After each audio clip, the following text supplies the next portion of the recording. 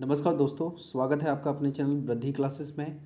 आज हम बाल विकास एवं शिक्षा शास्त्र यानी सीडीपी के अंतर्गत एक महत्वपूर्ण थ्योरी डिस्कस करने वाले हैं। और वो थ्योरी, जैसा कि आपने थंबनेल पे देख लिया होगा, थॉर्नडाइक की थ्योरी हम डिस्कस करने वाले हैं। जब भी थॉर्नडाइक की बात होती है तो देखिए, अगर आपको इनके बारे में नहीं पता है तो आप ये समझ लीजिए साइकोलॉजी की स्टार्टिंग ही नहीं हो सकती है। यानी जो आपका शिक्षा शास्त्र है वो इनके बिना अधूरा है। देखते हैं ज़रा, इनके जीवन पर ध्यान देते हैं यहाँ पर। तो देखिए, ये जो है एक अमेरिकन कह सकते हैं मनोवैज्ञानिक थे, यानी साइकोलॉजिस्ट थे। और इन्होंने कोलंबिया में करीब अपना पूरा जो इनका पूरा पूरा का पूरा करियर है एज अ टीचर उन्होंने कोलंबिया यूनिवर्सिटी में व्यतीत किया था। और अगर हम बात करें यहाँ पर कि ये इनका फुल नाम क्या था, तो इनका जो फुल नेम था वो था एडवर्ड ली थॉर्नडाइक, यानी इनको ईएल थॉर्नडाइक के नाम से भी हम जानते हैं। फेमस किसकी चीज़ के लिए हैं, तो इनको फादर ऑफ एजुकेशनल साइकोलॉजी कहा जाता है। लॉ ऑफ इफेक्ट यानी प्रभाव का नियम, बिहेवियर ऑफ मॉडिफिकेशन या जिसको हम कहते हैं व्यवहार संशोधन, ये इसके लिए बहुत ज़्यादा प्रसिद्ध थे। ओके, इसके अलावा हम यहाँ पर डिस्कस करें इनकी इम्पोर्टेंट थ्योरी के बारे में, तो ये काफ़ी महत्वपूर्ण थ्योरी है और करीब इन्होंने 5 से 6 थ्योरियाँ दी थी जो काफ़ी ज़्यादा एग्ज़ाम्स में पूछी जा चुकी है। ऐसा कोई एग्ज़ाम नहीं है, सीटेट, एमपीटेट, यूपीटेट के हर एग्ज़ाम में यहाँ से क्वेश्चन पूछे जाते हैं। तो चलिए यहाँ पर शुरू करते हैं।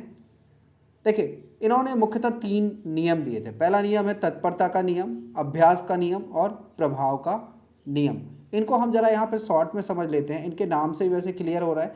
तत्परता की अगर हम जब बात करते हैं तो ये आपका होता है लॉ ऑफ प्रॉम्प्टनेस। प्रॉम्प्टनेस का मतलब ये है कि अगर किसी में कोई चीज़ सीखने की तत्परता है या चाह है, उसके अंदर लगन है किसी चीज़ को सीखने की, तो वो जो है जल्दी से सीख जाएगा, यानी उसकी जो लर्निंग है वो इजी हो जाएगी, यानी उसका अधिगम जो है बहुत आसान रहेगा। दूसरा यहाँ पर होता है अभ्यास का नियम। अभ्यास का नियम क्या होता है कि जब किसी व्यक्ति में तत्परता होती है और तत्परता होने के साथ साथ जब वो किसी चीज़ को बार बार प्रैक्टिस करता है, यानी कह सकते हैं कि रूल ऑफ प्रॉम्प्टनेस रूल है। मतलब क्या करना है कि प्रॉम्प्टनेस होने के बाद जब आप किसी चीज़ को, यानी तत्परता तो है ही आपकी, अगर आप उस चीज़ को बार बार रिपीट करते हैं, आपकी जो एक्सरसाइज है, प्रैक्टिस है, उसको लेके बहुत ज़्यादा है, तो एक टाइम ऐसा आता है कि उस चीज़ में आप परफेक्ट हो जाते हैं। तो ये थॉर्नडाइक की दूसरा सिद्धांत था। तीसरा क्या था? प्रभाव का नियम, जिसको इफेक्ट ऑफ लॉ कहते हैं। इफेक्ट ऑफ लॉ में क्या होता है, देखिए कि जब व्यक्ति को जो भी वो काम करता है, जो भी वो वर्क करता है, कोई प्रोजेक्ट लेता है, अगर उसमें उसे सफलता मिलती है तो उसका मन लगता है और ऐसे ही जिस फील्ड में वो सक्सेस हो रहा है उस फील्ड में वो और काम करने की कोशिश करता है। ठीक है, लेकिन जिस फील्ड में वो फेल होने लगता है वहाँ पर उसका मन नहीं लगता है, तो इसका हम प्रभाव का नियम कहते हैं। ठीक है ना, तो इसको हम संतोष असंतोषता का नियम भी कह सकते हैं, मतलब सेटिस्फैक्शन और नॉट सेटिस्फैक्शन का जो रूल है वो भी यहाँ प्रभाव के नियम पे यानी इफेक्ट ऑफ लॉ पे वर्क करता है। देखिए, तत्परता के नियम को हम जरा यहाँ डिटेल से समझ लेते हैं। तो देखिए, यहाँ पर मैं आपको बता रहा हूँ कि यहाँ पर इस नियम में क्या है कि जब भी कोई हम कार्य करने के लिए पहले से ही अगर हम तत्पर हैं उस काम के लिए और फिर हम जो है करने के लिए तैयार हो जाते हैं, तो जो है हमारी जो तत्परता है वो हमें बल देती है, एक मोटिवेशन देती है। जैसे अगर आपको टीचर बनना है तो जब भी आपको कहीं टीचिंग करने का मौका मिलता है तो आप बहुत ज़्यादा एक्साइटेड हो जाते हैं, तो वो उसकी वजह से ही आपकी टीचिंग जो है बहुत बेहतर हो पाती है। लेकिन अगर जिस प्रोफेशन के लिए आप रेडी नहीं हैं पहले से ही और उस प्रोफेशन में आप चले जाएंगे तो सिलेक्शन तो हो सकता है कि मिल जाएगा, लेकिन वो आपका जो स्किल्स डेवलपमेंट है या जो कह सकते हैं आपको एंजॉय वहाँ पर होना चाहिए या जो मन लगना चाहिए वो नहीं लग सकता है। तो इसमें हम देखेंगे कि जब यदि हम किसी कार्य को सीखने के लिए तत्पर या तैयार होते हैं तो हम उसे शीघ्र सीख लेते हैं। ठीक है, और तत्परता में काम करने की जो इच्छा होती है वो निहित होती है। ध्यान केंद्रित करने में भी तत्परता सहायक होती है, यानी आप जो बनना चाहते थे अगर वही बन गए तो आप बेहतर ढंग से कर पाएंगे, लेकिन अगर जो बनना चाहते थे वो नहीं बन पाए तो वो चीज़ आप बेहतर ढंग से नहीं कर पाएंगे। जिस तरीके से यहाँ पर समझ सकते हैं कि एक घोड़े को हम ज़बरदस्ती तालाब पे तो ले जा सकते हैं, मतलब एक घोड़े को जो है हम रस्सी से बांध के तालाब तक तो ले जा सकते हैं, लेकिन हम उसे अगर उसकी इच्छा नहीं है तो पानी नहीं पिला सकते। ठीक है ना, यानी जब उसका मन होगा पानी पीने का वो तभी पिएगा, इधर वो पानी नहीं पिएगा। ठीक है, तो ये आपका तत्परता का नियम है जिसको हम रूल्स ऑफ रेडीनेस भी कहते हैं। ठीक है ना, और ये जो रूल्स ऑफ रेडीनेस है ये आपकी क्लास में भी वर्क करता है। देखिए क्लास में किस तरीके से वर्क करता है कि जैसे अगर आपको किसी चैप्टर का इंट्रोडक्शन देना है तो रेडीनेस आपकी होनी चाहिए। रेडीनेस किस तरीके से होनी चाहिए कि आपको, जब आप टीचर हैं, एक शिक्षक हैं, तो आपको सबसे पहले उस चैप्टर के बारे में पता होना चाहिए। ये नहीं कि बच्चों के सामने ही आप खोल के जो है उसका इंट्रोडक्शन पढ़ रहे हैं, समरी पढ़ रहे हैं, तो उसमें क्या होगी कि आपकी खुद की तत्परता नहीं है तो बच्चों की तत्परता उसमें नहीं हो सकती है। इसको हम रूल्स ऑफ रेडीनेस कहते हैं। इसीलिए लेसन प्लान बनाए जाते हैं। टीचर जो है पहले से अपने लेसन का क्या समरी है उसको तैयार करते हैं और फिर क्लास में सिर्फ चैप्टर का नाम लेने पर ही कि आज हमें ये चैप्टर डिस्कस करना है, पहली बात तो वो बच्चों से कहते नहीं, उनकी डायरी में ये सारी चीज़ें मेंशन होती हैं, तो उसके अकॉर्डिंग जो है वो स्टार्ट करते हैं, चैप्टर का नाम लिखते हैं और फिर उसके बारे में पहले बच्चों को बिना बुक के बहुत सारी चीज़ें बता देते हैं। वो आपका रूल्स ऑफ रेडीनेस में ही आता है। फिर है आपका अभ्यास का नियम। ठीक है, जिसको हम रूल ऑफ प्रैक्टिस कहते हैं। देखिए इसमें क्या होता है कि यह नियम जो है, जब कोई भी वर्क या कह सकते हैं सीखी हुई वस्तु को हम जब बार बार करते हैं, अभ्यास करते हैं, उस पर हम इसी चीज़ पे इन्फोर्समेंट करते हैं, ज़्यादा से ज़्यादा बल लगाते हैं। ठीक है, तो क्या होता है कि जब उस बार को हम बार बार प्रैक्टिस करते हैं तो वो उस चीज़ में हमें क्या होती है, निपुणता हो जाती है, वो काम हमारे लिए सरल हो जाता है। ठीक है ना, और जो है जब हम उसमें कह सकते हैं कि स्किल्ड हो जाते हैं तो वो काम स्पीड से तो होगा ही और अच्छा भी होगा। ठीक है, लेकिन क्या होता है कि जब हम सीखे हुए कार्य का अभ्यास नहीं करते हैं तो उसको हम भूल जाते हैं। यानी जो हमारे जो भी स्किल्स हैं वो प्रैक्टिस पे डिपेंड करते हैं। जब तक हम किसी चीज़ का प्रैक्टिस करते रहते हैं हमारे स्किल्स अच्छे बने रहते हैं। जब हम प्रैक्टिस छोड़ देते हैं तो हमारे स्किल्स जो है ख़राब होने लगते हैं। यहाँ पर देखिए इन्होंने दो नियम उपनियम बताए हैं, यानी इसके जो सब लॉ हैं, ठीक है, बाय लॉज भी कह सकते हैं, दो रूल, एक तो रूल ऑफ यूज़ और रूल ऑफ नॉन यूजेस, यानी उपयोग का नियम और अनुपयोग का नियम। देखिए उपयोग का नियम क्या होता है कि जब हम पुनरावृत्ति मतलब रिपीटेशन करते हैं किसी वर्क का, ठीक है ना, रिपीटेशन पे जब कोई वर्क होता है तो वो आपका होता है उपयोग का नियम। और जो अनुपयोग का नियम है, जैसे नॉन यूजेस की अगर हम बात करें तो ये आपका विस्मृति, जिसको हम कहते हैं ऑब्लिवियन, उस पर बेस्ड होता है। जैसे एक यहाँ पर कुछ हिंदी में मैंने आपको यहाँ पर एग्जांपल दिए हैं। जैसे एक दोहा प्रसिद्ध है, करत करत अभ्यास के जड़ मत होत सुजान और रस्सी आवत जात ते सिल पर पड़त निशान। मतलब जब बार बार हम प्रैक्टिस करते हैं किसी चीज़ को तो हमारी जो जड़ मत मतलब जो हमारी बुद्धि है वो स्ट्रांग हो जाती है और उसे जो है हम आसानी से काम को कर पाते हैं। जिसी तरीके से एक पत्थर होता है, कुआं जो होता है गांव में देखा होगा, उसमें पार्ट होते हैं पत्थर के, और उन पार्ट पर रस्सी जो है बार बार जब घिसती है तो निशान बन जाता है, यानी कह सकते हैं कि एक सेपरेट हिस्सा वहाँ पे बन जाता है। फिर जब भी हमें पानी निकालना हो तो हम वहीं पर रस्सी रख कर जो है पानी निकालते हैं। ठीक है ना, तो हम इजीली पानी जो है निकाल पाते हैं रस्सी के थ्रू। पहले स्टार्टिंग में जब तक निशान नहीं पड़ेगा आप रस्सी डालेंगे, फ्रिक्शन ज़्यादा रहेगा, यानी घर्षण ज़्यादा होने की वजह से जब आप रस्सी को खींचेंगे तो प्रॉब्लम आएगी, यानी जो बल है वो ज़्यादा लगेगा, यानी फोर्स ज़्यादा अप्लाई करना पड़ेगा और इजीली जो है आप वाटर ड्रॉ नहीं कर सकते, कहाँ से, कुआं से। ठीक है ना, तो वहाँ पर जब रस्सी से निशान पड़ जाता है सिर पे तो आसानी जो है सॉफ्टली जो है वो वहाँ से मूव करती है और इजीली आप जो है वाटर वहाँ से ड्रॉन कर पाते हैं। ठीक है, तो ये आपका है प्रैक्टिस, रूल ऑफ प्रैक्टिसेस। ठीक है ना, and this rule is emphasize repeatedly practice of the task और the subject matter learn. If we keep practicing a task then we learn to do easily. If we do not practice the work we have learned then we forget it. And these rules are rule of use and rule of non uses. यहाँ पे आगे बात करेंगे प्रभाव का नियम, rule of effects. Okay, result यहाँ पे देखेंगे क्या होता है। इसको हम कहते हैं, यह नियम जो है संतोष या असंतोष का नियम भी कहा जाता है, जो पीछे मैंने डिस्कस कर दिया है कि जब भी आप कोई वर्क करते हैं और आपको उसमें सक्सेस मिलती जाती है, ठीक है ना, तो आप बार बार करना चाहते हैं। जैसे आपको उसमें सुख मिलता है तो वो चीज़ आप बार बार करोगे। ठीक है, इसके विपरीत जब किसी चीज़ में आपको दुख मिलता है, मतलब कह सकते हैं सैड सॉरोनेस रहती है, सेटिस्फेक्शन नहीं रहता, तो उस वर्क को करने में आपका बिल्कुल मन नहीं लगेगा और आप उसे कभी नहीं करना चाहेंगे। यहाँ पर नेक्स्ट जो है, यहाँ पर मैं आपको बता दूँ कि सेटिस्फेक्शन और कह सकते हैं डिससेटिस्फेक्शन से रिलेटेड ये है रूल। तो यहाँ पर हिंदी इंग्लिश मीडियम वालों को प्रॉब्लम नहीं होना चाहिए, बायलिंगुअल रखा है सेशन इसीलिए।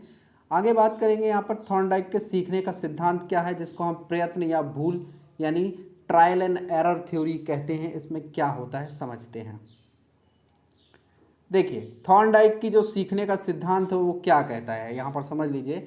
देखिए इन्होंने ये कहा था कि जो प्रयत्न या भूल का जो सिद्धांत है वो इस बारे में बताता है कि जब व्यक्ति कोई कार्य सीखता है तो उसके सामने एक विशेष स्थिति होती है जो उसे विशेष प्रकार की प्रतिक्रिया करने के लिए प्रेरित करती है। यानी आपके सामने हमेशा एक उद्दीपक होता है। उद्दीपक की अगर हम बात करें तो स्टिमुलस होता है। स्टिमुलस मतलब जो आपको इग्नाइट करता है, आपको उत्तेजित करता है वो काम करने के लिए। जैसे अगर आप जो है एक कुत्ते को अगर बांध देते हैं और उसके सामने एक मांस का टुकड़ा डाल देंगे तो वो बार बार वहाँ से उछल के उस टुकड़े तक पहुँचने की कोशिश करेगा। तो यहाँ पर जो मांस का टुकड़ा है वो उद्दीपक है किसके लिए, या कह सकते हैं कि एक स्टिमुलस का काम कर रहा है किसके लिए, डॉग के लिए।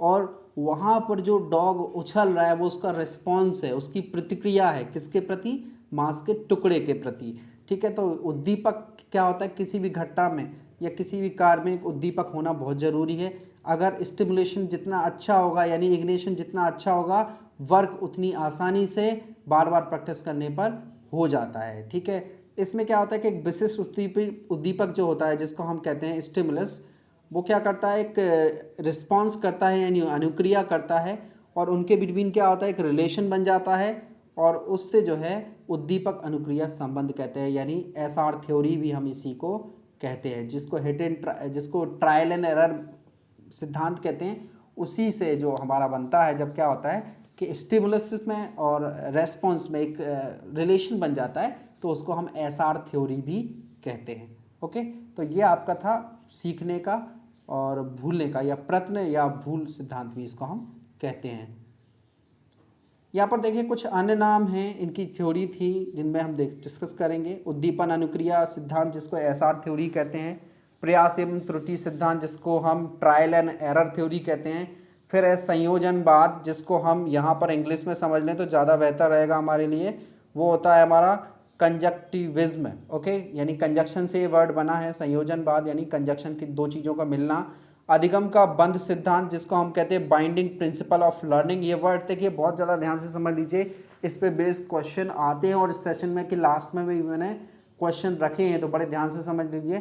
फिर है प्रयत्न एवं भूल का सिद्धांत जिसको हम कहते हैं principle of efforts and error. Okay, और एसआर थ्योरी जिसको हम स्टिमुलेशन रिस्पॉन्स थ्योरी कहते हैं, जो अभी मैंने आपको समझाया। तो ये सारी की सारी थ्योरी जो है थॉर्नडाइक ने दी थी। आगे डिस्कस करते हैं, यहाँ पर एग्जाम्पल से थॉर्नडाइक की जो थ्योरी है उसको समझाने की कोशिश की है। देखिए थॉर्नडाइक ने क्या किया था कि अपने प्रिंसिपल को सबसे पहले अपनी जो भूखी बिल्ली थी उस पर प्रयोग किया।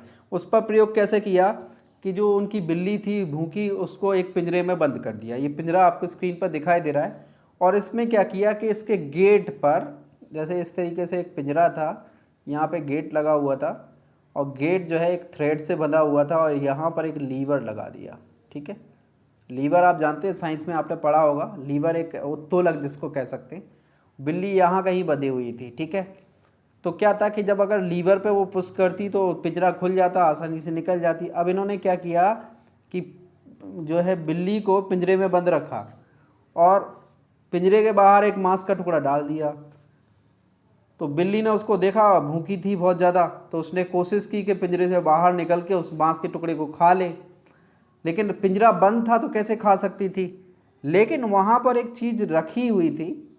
एक चीज़ क्या थी, लीवर, कि अगर लीवर को प्रेस करती तो गेट खुल जाता और बिल्ली बाहर निकल जाती। लेकिन क्या हो रहा था कि बिल्ली को तो ये जानकारी है नहीं कि ये लीवर है क्या है। उसके लिए सबसे ज़्यादा इम्पोर्टेंट चीज़ थी वहाँ पर वो मांस का टुकड़ा, जो उसे वहाँ पर स्टिमुलस का काम कर रहा था, यानी उद्दीपक का काम कर रहा था, उसको मोटिवेट कर रहा था, इग्नाइट कर रहा था कि तू वहाँ और मुझे खा ले। और भूखी थी तो उसके लिए बहुत ज़्यादा इंपॉर्टेंट चीज़ थी, तो बार बार जो है अपना सिर या पैर वहाँ पर वो मार रही थी। ठीक है, तो क्या होता है कि यहाँ पर इस थ्योरी में हम आगे देखते हैं, तो वो क्या करती है कि वो जब बार बार प्रयास करती है तो धोखे से एक बार लीवर पे उसका पैर पड़ जाता है, ठीक है, लीवर पे पैर पड़ता है, गेट खुल जाता है, बिल्ली बाहर निकल जाती है, ठीक है, और इस तरीके से मांस का टुकड़ा खा लेती है। अब यहाँ पर डिटेल में हम थोड़ा सा डिस्कस कर लेते हैं, ये स्टोरी टाइप हो गया।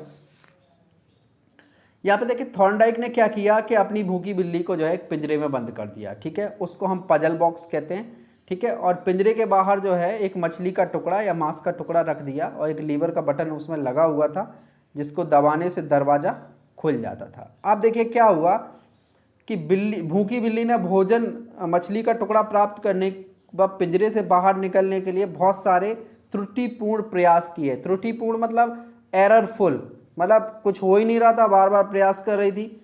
और बिल्ली के लिए जो भोजन था वो उद्दीपक का काम कर रहा था, जैसे मैंने अभी एक्सप्लेन किया आपको, कोई वो उसके लिए एक मोटिवेटर था, या कह सकते इग्नाइट कर रहा था, उसको उत्तेजक बना रहा था। और फिर जब बहुत सारे अटेम्प्ट उसने ट्राई किए तो एक बार क्या हुआ कि सहयोग से पंजे से लीवर दब गया और लीवर दबने से जो है पिंजरा खुल गया और बिल्ली जो है आप यहाँ पर पिक्चर पे देख पा रहे हैं बाहर बढ़ रही है उस मांस के टुकड़े की तरफ और उसको खाकर जो है अपनी भूख को शांत कर लेती है। तो यहाँ पर हमने ये समझा कि थॉर्नडाइक ने यहाँ पर बताया कि प्रयोग को बार बार जब दोहराया गया तो ये देखा गया है कि प्रत्येक बार बिल्ली बाहर निकलने में पिछली बार से कम समय लगा और कुछ समय बाद बिल्ली बिना किसी प्रकार के भूल के एक ही प्रयास में पिंजरे का दरवाज़ा खोलना सीख गई और इस प्रकार उद्दीपक और अनुक्रिया में संबंध स्थापित हो गया। यानी यहाँ पर स्टिपुलेशन और रेस्पॉन्स में एक बॉन्डिंग हो गई, ठीक है। इन्होंने मतलब ये प्रयास बार बार किया, फिर से यानी बिल्ली को बंद किया, फिर मांस का टुकड़ा रखा, फिर बिल्ली को धीरे धीरे पता लग गया कि ये लीवर है और यहाँ पर ये आप देख रहे हैं पिक्चर में, उसे ये समझ में आ गया कि वही लीवर को पैर से प्रेस करने पर ये गेट खुल जाता है, तो वो चीज़ों को सीख गई। तो यहाँ पर क्या हुआ है कि भूल एवं प्रयास या प्रयास एवं भूल, जिसको हम कहते हैं ट्रायल एंड एरर, जो सिद्धांत था थॉर्नडाइक का, वो उन्होंने यहाँ पर बिल्ली के एग्जाम्पल देके समझाया था। काफ़ी इंपॉर्टेंट थ्योरी है। अब यहाँ पर समझते हैं कि कौन कौन से चरण यहाँ पर हैं। तो करीब 7 स्टेप्स उसने लिए थे। पहले तो था चालक, भूख, यानी मोटिवेटर कौन था, भूख उसको लगी हुई थी बहुत ज़्यादा, ठीक है। लक्ष्य क्या था, मछली, ओके। लक्ष्य प्राप्ति में उसे क्या हुआ, बांध जो बैरियर का काम कर रहा था वो कौन था, पिंजरे का दरवाज़ा। उसके बाद उसके एफर्ट्स क्या थे, उल्टे सीधे प्रयास कर रही थी, पिंजरे को काटने की कोशिश कर रही थी। संयोग या सफलता कह सकते हैं कि जो कोइंसिडेंट था या सक्सेस था वो क्या था, उसका लीवर का दबना और दरवाजे का खुलना, मतलब लीवर प्रेस हो गया और गेट खुल गया। और सही प्रयत्न का चुनाव दरवाज़ा खोलने का तरीका, मतलब उसने जो एक एफर्ट्स अप्लाई किया था वो एक राइट एफर्ट साबित हुआ और गेट जो है खुल गया। और जैसे ये गेट खुलेगा तो उसमें क्या होगा कि बार बार जब वो चीज़ें सीखेगी तो एक बार वो स्थिरता आ जाएगी उसके दिमाग में कि भाई ये ऑब्जेक्ट है लीवर जिसको मुझे दबाना है जिससे गेट खुल जाएगा। तो स्थिरता कब आएगी, इतने स्टेप्स में जो चीज़ें हैं वो होती हैं और जिसको हम प्रयास एवं भूल का सिद्धांत यानी एरर ट्रायल मेथड कहते हैं। तो करीब 7 अटेम्प्ट्स में उन्होंने इसको डिवाइड किया था कि 7 तरीके से चीज़ें यहाँ पर हो सकती हैं।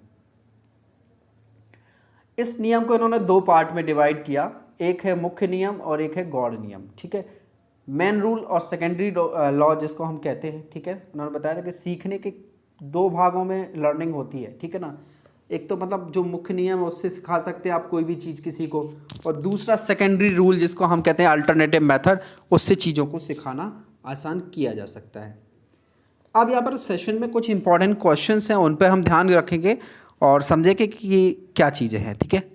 पहला क्वेश्चन है what is the other name of trial and error theory. और मैंने बार बार आपको यहाँ पर फोर्सफुली मतलब बहुत ज़्यादा इफेक्टिव तरीके से बताया है तो आपका गलत नहीं होना चाहिए।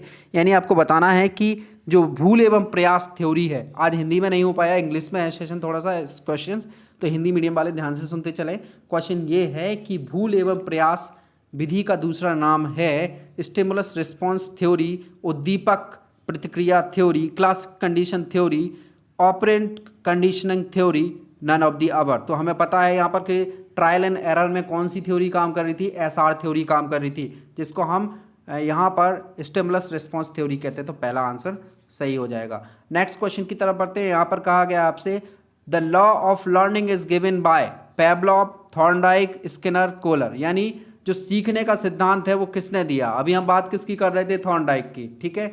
तो उन्होंने थॉर्नडाइक ने 2 सिद्धांत दिए थे, ठीक है, लर्निंग के। एक तो मेन रूल होता है और सेकेंडरी रूल होता है। तो यहाँ पर सेकेंड ऑप्शन आपका करेक्ट होगा।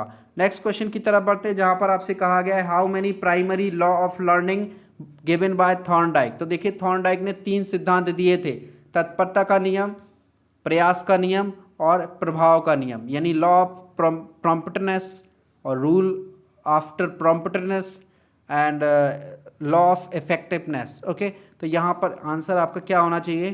थर्ड आंसर करेक्ट है। ओके, आप अपने आंसर करते जाइए। ओके, ये यूट्यूब का प्रीमियर है तो आप यहाँ पर मैं आपके जो है कमेंट जो है ले पा रहा हूँ। ओके, प्राइमरी एवं secondary law of learning are given by whom. यानी प्राइमरी और सेकेंडरी लॉ किसने दिया? अभी हमने डिस्कस किया था। एक तो होता है मेन रूल और दूसरा होता है सेकेंडरी रूल, जिसको हम प्राइमरी लॉ और सेकेंडरी लॉ भी कहते हैं। तो ये हमने लास्ट में ही डिस्कस किया था, ये भी थॉर्नडाइक ने ही दिया है। नेक्स्ट क्वेश्चन है यहाँ पर connection. According to the Thorndike the term association was modified later as bond, connection, both of them। देखिए वहाँ पर एक संबंधवाद और कनेक्टेड कंजक्शन से रिलेटेड एक वर्ड मैंने बोला था वहाँ पर, कंजक्टिविज्म। ओके, तो 2 चीज़ें बोली थी, एक तो संबंधवाद जिसको हम बॉडनेस कह सकते हैं, और एक कंजक्टिविज्म की बात की थी जिसको हम सही संयोजनवाद कह सकते हैं। तो यहाँ पर दोनों आपके करेक्ट हैं, bond, connection, both of them.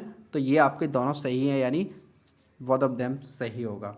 Next question की तरफ बढ़ते हैं। यहाँ पर कहा गया है in class teaching the step of introducing a lesson is based on which law of learning. अभी मैंने बताया था कि जब भी आप क्लास में जाएंगे तो वहाँ पर एक लॉ वर्क करता है। अगर उस लॉ के अकॉर्डिंग आप पढ़ाते हैं तो बच्चों को आप प्रॉम्प्टनेस उनमें क्रिएट कर पाएंगे और उनमें तत्परता क्रिएट कर पाएंगे, और अगर खुद तत्पर रहेंगे तो बच्चे तत्पर रह पाएंगे। ठीक है, तो यहाँ पर पहला ऑप्शन है law of effect, law of readiness, law of analogy, law of association. तो यहाँ पर करेक्ट आंसर है लॉ ऑफ रेडीनेस। ओके, यानी पहले से आप अपने आप को वहाँ पर रेडी रखें किसी भी चीज़ के लिए, तब आप जो है चीज़ों को बेहतर कर सकते हैं। नेक्स्ट क्वेश्चन है the Thorndike puzzle box experiment the cat was rewarded by. ठीक है, बताना है कि जो थॉर्नडाइक ने पजल बॉक्स का यूज़ किया था उसमें कौन कौन सी चीज़ें हुई, क्या क्या हुआ। Get out of the box, getting box, both of them, none of them. मतलब बिल्ली जो है बॉक्स के अंदर रही, बॉक्स के बाहर गई, दोनों, इनमें से कोई नहीं। तो दोनों था। देखिए प्रयास जब कर रही थी, सक्सेस नहीं हो रही थी तो बॉक्स के अंदर थी, और जब प्रयास सक्सेसफुल हो गया था, उसका जो एफर्ट था वो सक्सेसफुल हो गया था, तो दोनों चीज़ें हो गई थी, यानी both of them. Okay, next question है, ये देखिए क्वेश्चन रिपीट हो गया है। प्राइमरी एंड सेकेंडरी लॉ आपको पता है लर्निंग का, थॉर्नडाइक ने दिया है, सेकेंड ऑप्शन होगा। नेक्स्ट क्वेश्चन देखते हैं, which one of the following is a subordinate law regarding the learning process as proposed by Thorndike. आपको बताना है कि कौन सा यहाँ पर जो लॉ है जिसको हम कहेंगे कि वो हमारे सीखने से संबंधित है और उसको थॉर्नडाइक ने दिया। Law of exercise, law of effectiveness, law of readiness, subordinate law है लर्निंग का। देखिए लर्निंग का एक तो लॉ ऑफ इफेक्ट तो होता ही है, सबसे ज़्यादा इम्पॉर्टेंट होता है यहाँ पर आपका लॉ ऑफ एक्सरसाइज। यानी अगर किसी चीज़ को आप ज़्यादा बेहतर करते हैं, या कह सकते हैं कि बार बार जब किसी को करते हैं तो वो चीज़ आपके लिए इजी हो जाती है, या आपकी लर्निंग वहाँ पर बेहतर हो जाती है। ओके, नेक्स्ट क्वेश्चन है यहाँ पर Thorndike perform his experiment on dog, cat, white rat, monkey. ये तो बता ही सकते हो, तो यहाँ पर कैट आपका करेक्ट होगा, बिल्ली पर उन्होंने अपना प्रयोग किया था। नेक्स्ट क्वेश्चन है which of the following is the first stage in the learning process. यानी अधिगम में पहला चरण क्या हो सकता है? ड्राइव, गोल, हर्डल, रैंडम मूवमेंट। तो सबसे पहला होता है ड्राइव। इस तरीके से ये एक इम्पॉर्टेंट सेशन था, होपफुली आपको पसंद आया होगा। ज़्यादा से ज़्यादा लोगों में शेयर कर दीजिए। अगर फर्स्ट टाइम विज़िट कर रहे हैं, महत्वपूर्ण लगे तो सब्सक्राइब कर लीजिए, बेल आइकन का बटन प्रेस कर लीजिए, जिससे जब भी कोई नोटिफिकेशन नई वीडियो आती है तो उसका नोटिफिकेशन आपको इजीली मिल जाएगा। बने रहिए हमारे साथ और लॉकडाउन में अपनी प्रिपरेशन को जारी रखिए। Thank you.